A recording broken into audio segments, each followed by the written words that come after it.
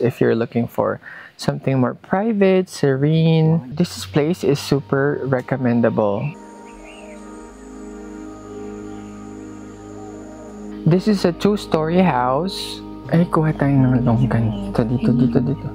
You got this place where there's a fireplace in the middle. Behind us is the beautiful view of Doi Luang. It sits in the middle of a longan orchard.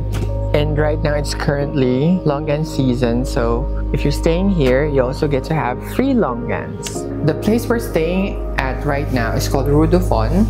And I think the most special thing about this accommodation is that they have an onsen. We're bringing with us our Samsonite luggage and backpacks. Sa tingin mo, will we ever be able to do this in the Philippines? Parang we wanna come back here during the winter season naman. I think it'd be more beautiful, parang savoring the view along with the cold. Pasok ko na itong ibang gamit na.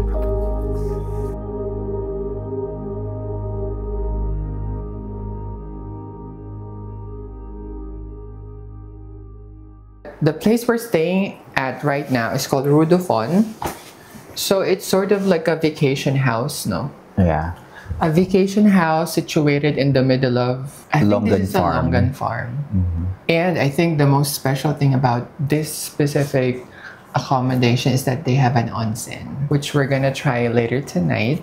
And of course, the view, sobrang ganda ng view. Dito, it's your own personal private space for a certain amount of time. So we're bringing with us our Samsonite luggage and backpacks. Some people have asked us what luggage are we using, and as of late, this is the one we bring with us during our travels. This is the Samsonite Zen Pod. This is the carry-on size, 20 inches. One unique feature about this luggage is the handle. It's uniquely shaped, different from the usual ones that you see. Another special thing about this, it has a lock system. So if you toggle it up, the wheels will move so that it's more safe and secure. The color is also super nice. I think it's quite rare to see a luggage this shade of green. It's really hard to confuse this with another person's luggage, which happens all the time. We also have another luggage in a 25-inch size. Also, our backpacks are from Samsonite. We've got two, but this is the larger one. It's called Underscore. It can carry a lot. This could also easily be a carry-on.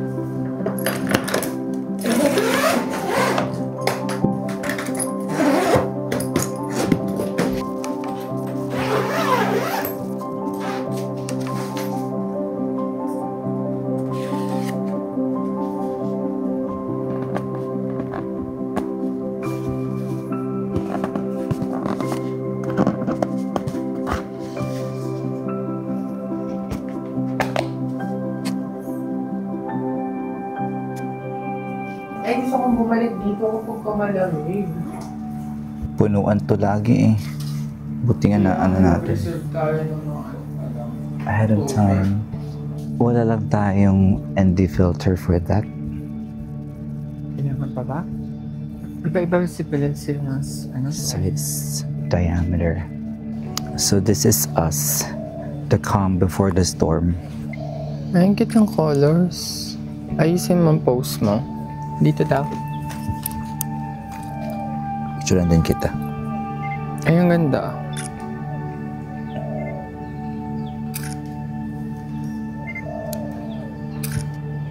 Liwanag. F2.5 naman. But what is Mukata? And why you should try it? Parang ito yung sa version ng mga pa-barbecue. Mga Korean barbecue. And ganyan. It's a cultural experience actually. Yeah. Ito yung mga dipping sauces nila. It's a must try when you visit Thailand. Tagal na natin pinamumukata, no? Parang years na. Stop. Stop this time. In fairness, pwede na to.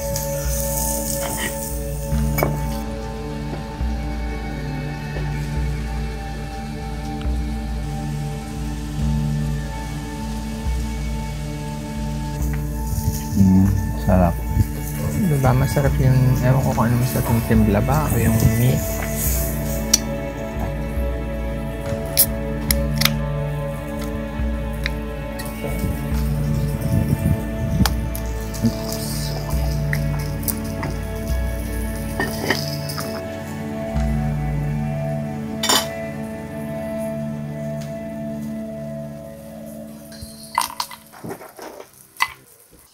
I would like to have a home like this in the future. Out in the countryside, in the middle of a farm. I want our farm to have fruit trees, may veggies, then shepherd dogs, cats, no? Saya nun. Parang ganito, simple lang, but it's peaceful. You're surrounded by nature. What's your dream home ba? I'm still thinking. Kasi hirap din ng alam mong travel tayo and mas madami tayong explore, mas madami tayong experience. So, nag-i-evolve din yung gusto ko. But this is one of my dreams. Gusto ko dito is you're being surrounded by nature. Ako naman, may certain elements lang of a dream house that I want to have. Basta ang gusto ko lang, lagi ko naman sinasabi sa'yo, yung sa paligid niya is lots of greens. Gusto ko maraming fruit trees. Uy, udlat. Udlat siya. Alam. I think si Lord yun, parang granting our wishes.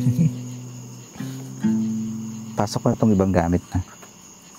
So, Yung Rico kunin mo? Yung Rico kukunin mo ba?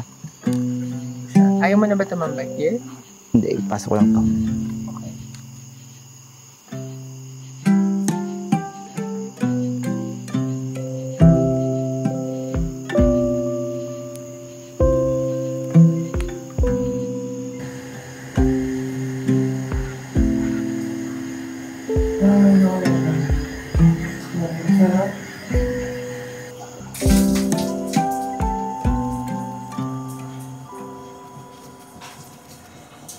Hapon po anong oras sa Vietnam. Dito tayo.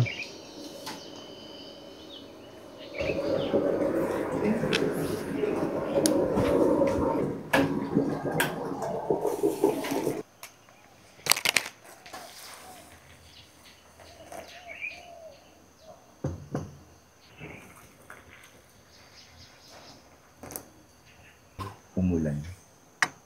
Umulan. Dry to. Oh, I love mornings like this. Very peaceful. Very green. Ito yung paborito kong ginagawa ng bata ako nung pagka naulan lumalabas ako sa terrace namin. Parang ganito. Dito sa Chiangdao. Madaming magagandang mga ganito accommodation, mga glamping sites.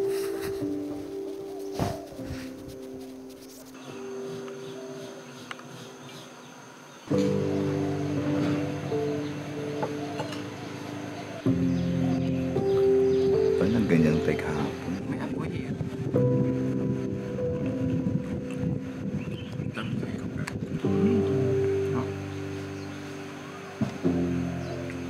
Hindi ko pipili nyo? Kapal.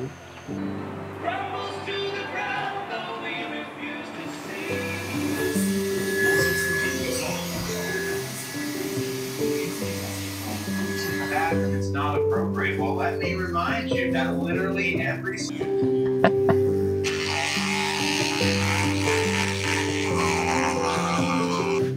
Saan ka?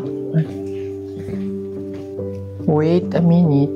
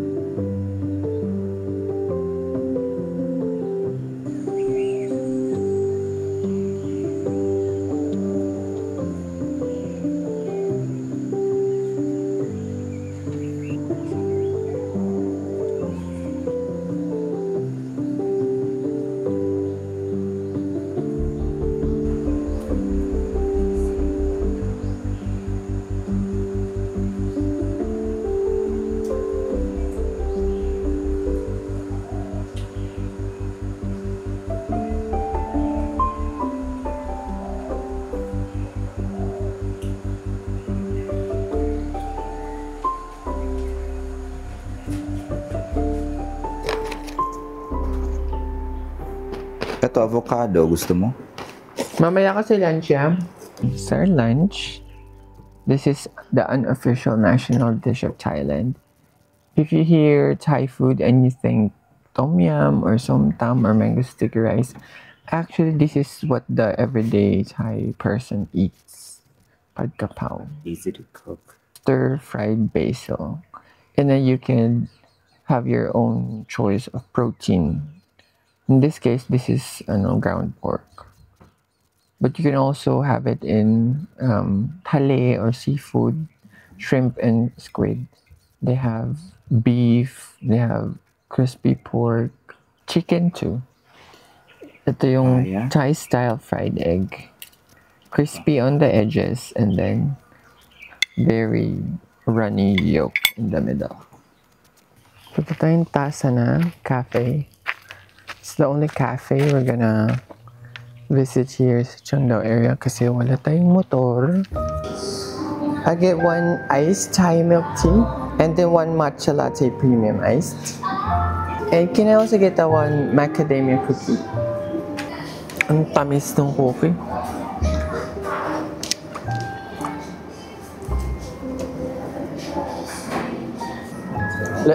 Let's buy the other cookie yung tasa na cookie tapos gawa tayo ng review. Have a bite. 10 out of 10.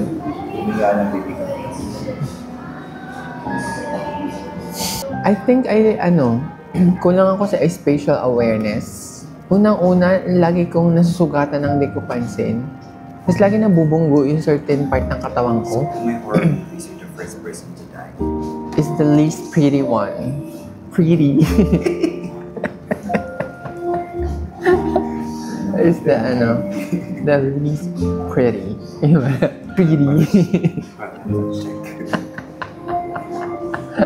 Pero kasi I lack spatial awareness sometimes.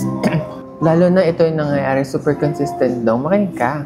I'm listening. Pagka nagmamadali ako, lagi yan, nagmamadali ako ha. Mababangga ko yung daliri ko, yung ulo ko, yung siko ko, yung pet ko. Basta lahat yung mababangga, for sure. Or meron akong matatabig, tapos malalaglag. Lagi yan, 100% of the time. Sa tingin mo, will we ever be able to do this in the Philippines?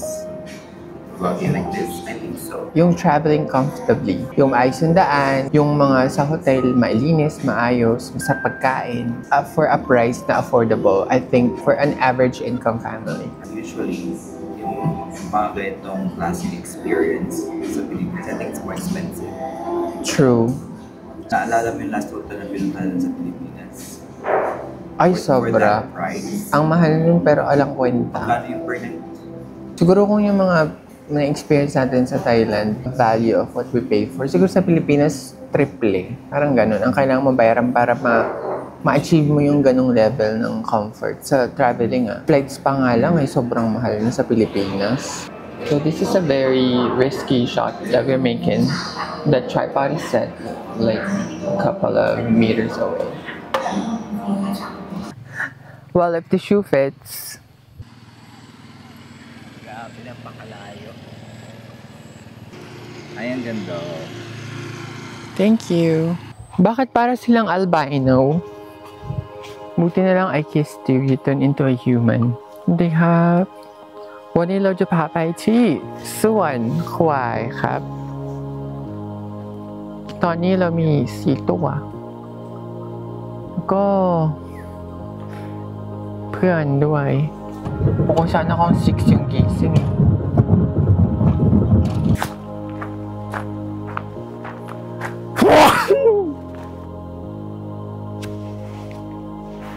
Dapat nalagyan yung camera doon.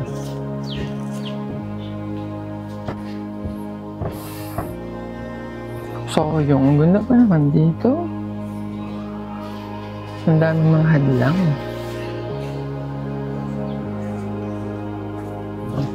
Ay, kuha tayo ng longgan.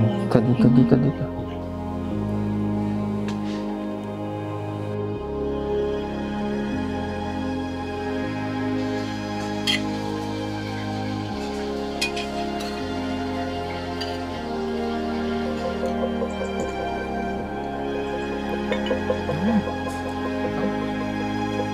Masarap.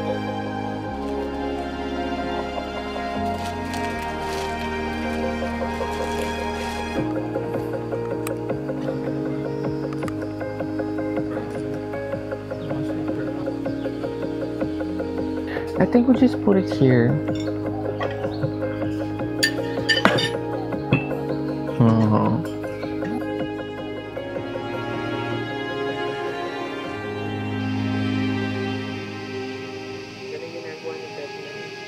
Hello guys, so let's do an outro. Sayang kasi hindi namin nasulit yung full 2 nights namin here. We're supposed to check out tomorrow around lunchtime, but since we have an early flight also tomorrow around 6 in the morning to Vietnam, we have to check out tonight. It's also unfortunate that we were not able to fly the drone. That one too, because one of the things that we're anticipating when we learned that we're gonna stay here is flying our drone. But unfortunately, there's a strict ban on flying any type of drone in Thailand until August 15. Sayang, because I think this place would be beautiful to shot using a drone, no? But you know, things happen. We just gotta work with what we have. Another reason to come back. Yeah, that too, diba? But we wanna come back here during the winter season naman. I think it'd be more beautiful, parang savoring the view along with the cold. This place would be perfect if you're looking for a retreat escapade. Super recommendable. Something more private, serene. This is a 2-story house. You got this place where there's a fireplace in the middle. Behind us is the beautiful view of Doi Luang. It sits in the middle of a longan orchard. And right now it's currently longan season. So if you're staying here, you also get to have free longans during your stay, unlimited. If you guys also want to stay here, you can check out this place, Rue du Phon. It's spelled Ruedufon. You could contact them directly on their Instagram account. So we have to say goodbye for now, but in our next vlog we'll be featuring another place in Vietnam, Da Nang. So it's time to say goodbye. See you next time. Bye.